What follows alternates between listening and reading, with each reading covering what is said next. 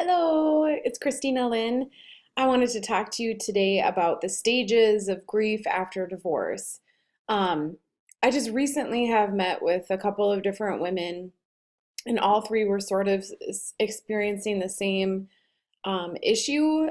Of course, their situations were different, but they were both struggling at the beginning stages of dealing with the grief of their divorce. And unlike them, their husbands were like have moved on. They had got a new job. Quite a few of them traveled, and so even if they couldn't see it, it seemed to them, the woman, that they had just moved on, started a new life. They travel a lot for business, so like it was already easy for them to have that sort of lifestyle.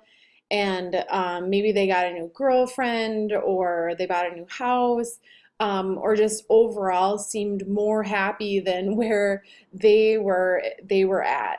And so they were kind of at the beginning stage of dealing with the grief of the divorce, where they felt they saw their husband or their ex-husband at a much further stage down the process of dealing with the divorce. Like to them, it looked like they were happy, they were healed, they were moving on from their divorce, and they just felt stuck themselves. They were just struggling with, like, how could he leave me? What am I going to do? One of them was a stay-at-home mom, so she was dealing with, oh my gosh, what am I going to do? How am I going to provide for my child? I mean, they were very much not healed yet. They were still going through the logistical parts of figuring out what they were going to do after divorce, and then emotionally struggling as well. Um, well, I was reading in this book. It was by Barbara Walton, I believe. And she says, yeah, Barbara Walton. Um, she says, often partners do not progress through these steps at the same speed or the same time, talking about the steps of like dealing with the divorce grief. And she says, a spouse who has been secretly planning to leave the marriage for some time may have already gone through all the stages that before the spouse who's left behind is aware that there's a problem. So that just illustrates that that person, your ex, probably has gone through the grief process, albeit from a different angle. Maybe they're the one who wanted the divorce, so it was, something that they were more ready to and wanting to process. But they probably already have gone through that stage behind the scenes when you just weren't aware of it. And now you're left with the pieces, dealing with the hardest stage of dealing with the grief, kind of like the shock phase. And the worst part about that is that you have to figure out the financial piece while you are in the stage one of dealing with your grief. And that is not a good thing.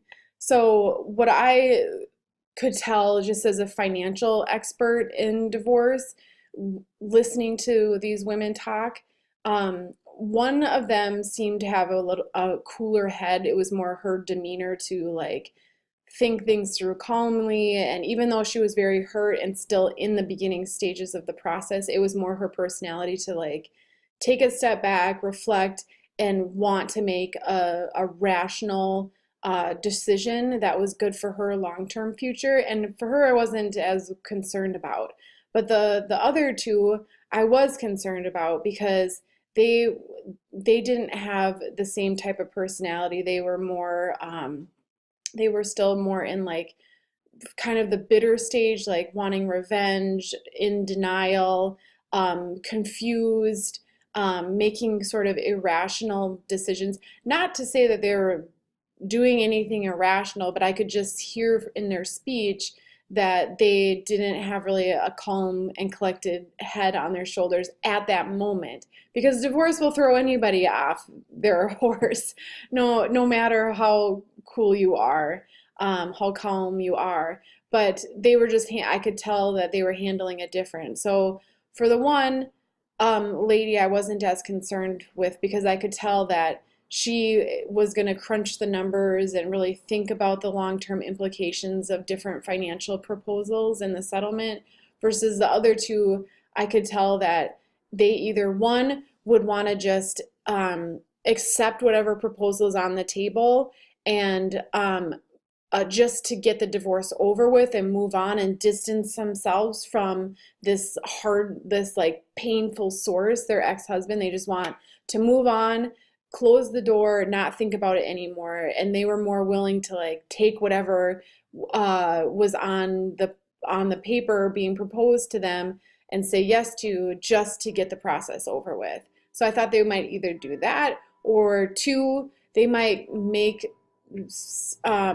unwise decisions just in the name of hurting the other person.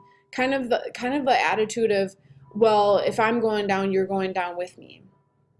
I understand that, and like that's a typical reaction in divorce. You're not alone. I'm not trying to judge you, but at the same time, as a financial expert in divorce, that's not helpful. And I want you to get past that before you make too many or like you go too far and you can't back up, because in the end, you don't want to go down, and you don't, like, even though you maybe want to hurt your spouse, you don't want to hurt your spouse at your own expense. Do you know what I mean? That kind of sounds selfish, but I'm watching out for you. I want what's best for you, and it requires a cool head. And so for the two ladies, I would really recommend, like, find a financial expert in divorce that can help you figure this out, because I want you to be successful in 5 years and 10 years. I don't want you to look back and regret making a mistake because you were either too emotionally riled up, or you were just in too much of a hurry and accepted whatever was on paper. I say this in some of the speeches that I make in divorce seminars.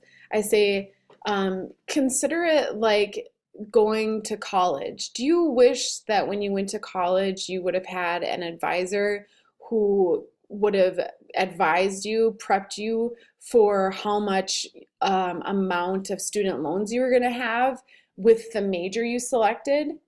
And would you be able to afford those student loans with the salary that you made, with the education that you just that you're embarking on in college? Or what about the amount of student loans you picked out? Like, did you take out too many student loans? Like, did you just take trips to Europe and buy a motorcycle instead of going to school? And then because of that, now you have a lot of student loan debt. You're not alone. But the point is, if you had an advisor who was helping you make those decisions, wasn't it worth it? For me, I didn't have that, and I wish I would have had an advisor who was like neutral, objective, and could have helped me make a smarter decision with my college choices and student loan choices. Well, divorce is even more important. It doesn't get a lot of respect because it's, not talked about publicly very much, but really, most likely, divorce is a much larger transaction financially than going to school, going to college. It likely, for most people, is the largest financial transaction that you'll ever make in your entire life. And I personally think that warrants, preparation. Get a professional that can help you make the best decision. Get an advisor who will help you, hold your hand, give you some guidance, show you kind of the pros and cons of each thing, do some projections for you so you can see what your finances will be like in 5, 10, 20 years down the road. Because you can avoid a lot of mistakes by doing that, and just make your life a lot better than you would have if you just kind of would have been going with a bag over your head or your head in the sand, like not really knowing or caring to do that extra homework. So yeah, that's it. If you have any questions, make sure to reach out to me. Sign up for my newsletter on Divorce Owl /opt-in. More information like this will come into your inbox every month. Yeah, and subscribe to my channel. Thank you so much.